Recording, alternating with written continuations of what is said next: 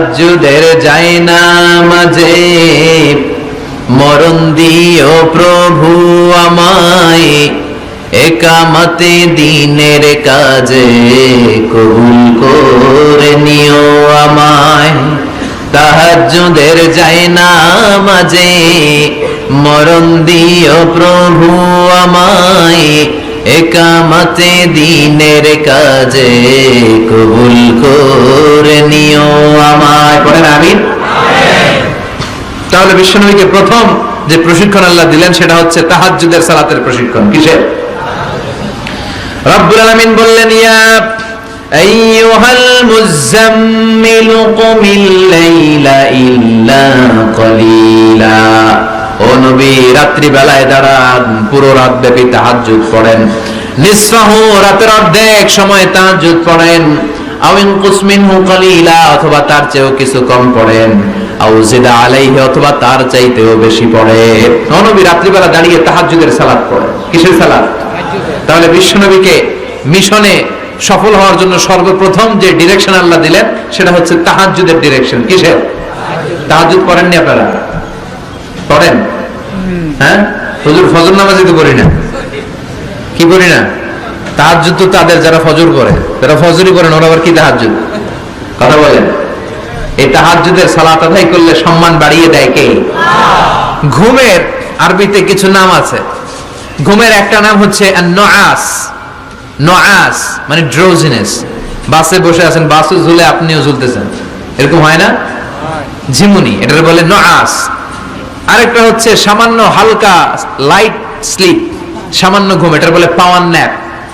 হালকা হালকা ঘুম, ঘুমও আসছে, আবার কে যেন কথা বলে ওইটাও শোনা যায়, এরকম ঘুম আছে না নাই? এটার বলে সিনা। আরবিতে এটার কি কয়? সিনা। আরেকটা হচ্ছে ভালো ঘুম, এটার বলে নাউম। এটার কি বলে?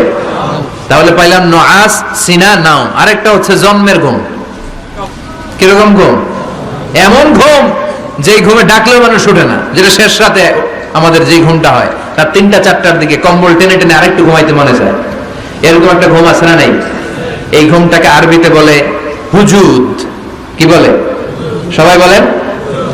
এই হুজুদের ঘুমকে স্যাক্রিফাইস করে ওই টাইমে যে সালাতটা পড়া হয় ওই সালাতকে আরবিতে বলে সলাতুল হুজুদ বা সলাতুত তাহাজ্জুদ। সুবহানাল্লাহ পড়বেন না?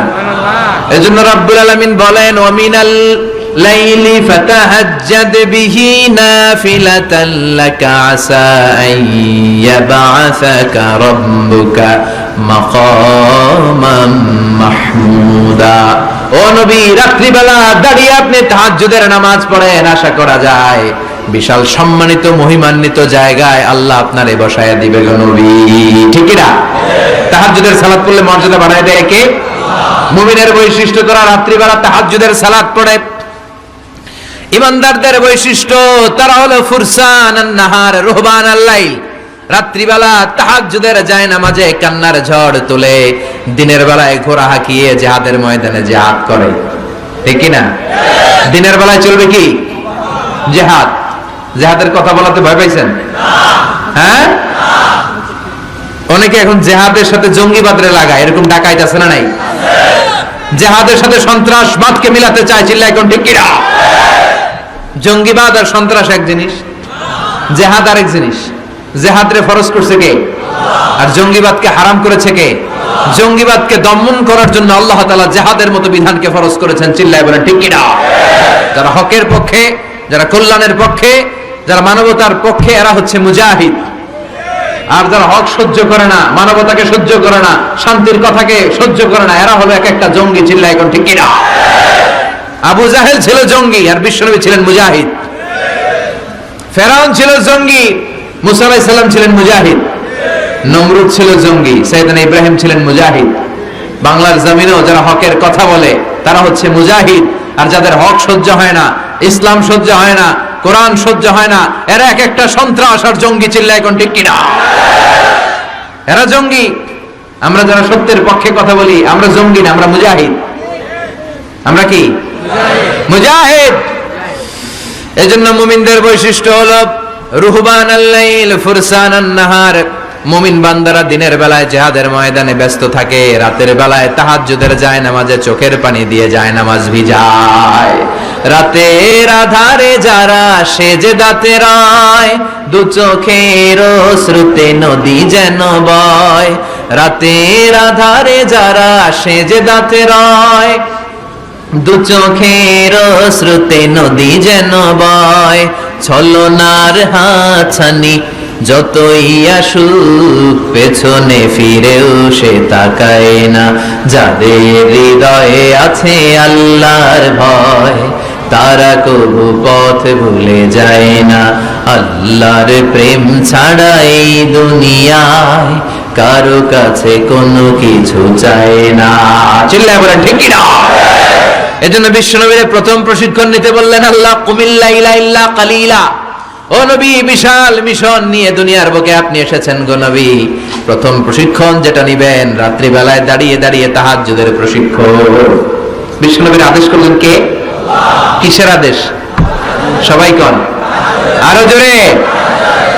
ওই মুহূর্তটা তাহাজ্জুদের সময়টা এমন সময়, ইয়ানজিলু রাব্বুনা ইলা সামাইদ দুনিয়া, রব্বুল আলামিন আরশের উপর থেকে দুনিয়ার আকাশে নেমে আসে। নেমে আসে মানে বিশেষ একটা মনোযোগ দেয়, আর দুনিয়াবাসীরা ডেকে ডেকে বলে, গোলাম আলা মিন মুস্তাগফিরিনা গফির আলা।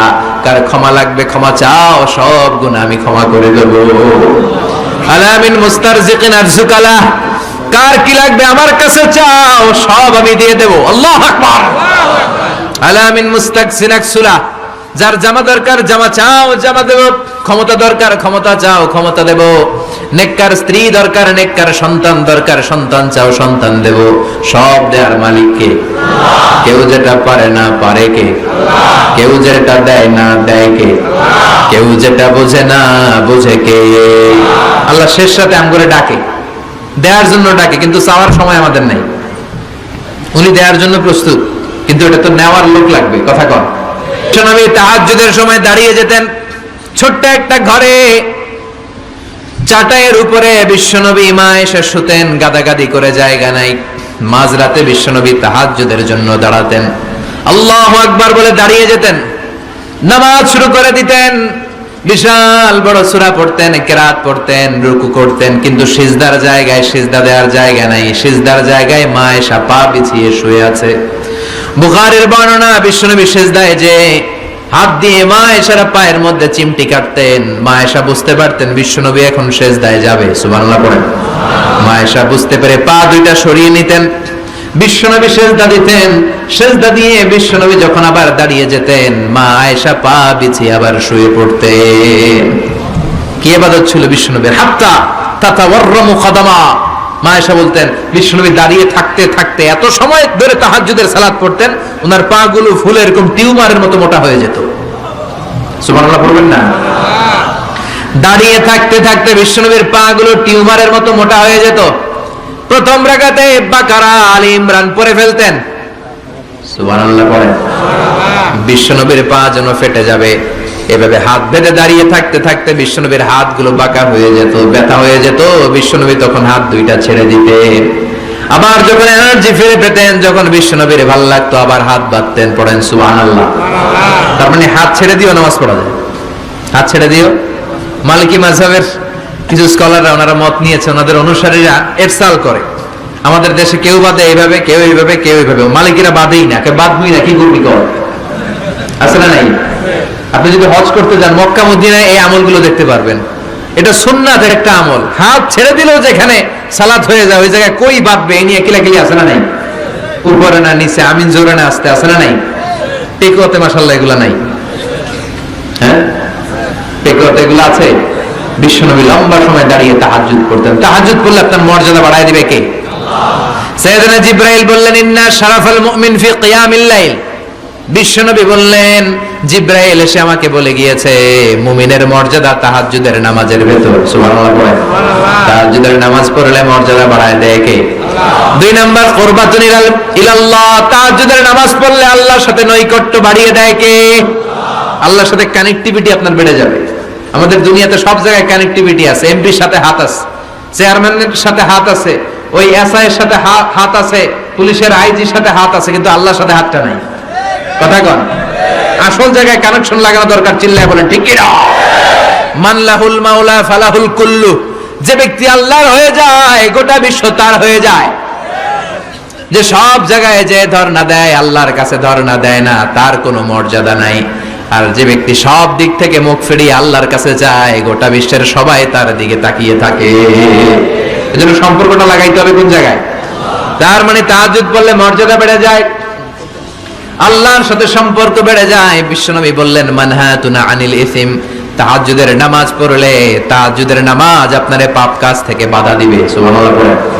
তাহাজ্জুদ যারা পড়ে এরা পাপ কাজ করে না। চিল্লায় এখন ঠিক কি না? 4 নম্বরে মুকাফফিরাতুল লিসাইয়্যাত, পাপ আর অন্যায় যদি কিছু হয়েও থাকে তাহাজ্জুদের নামাজ পড়লে তাহাজ্জুদের নামাজ পাপগুলোরে ধুয়ে মুছে সাফ করে দেয়।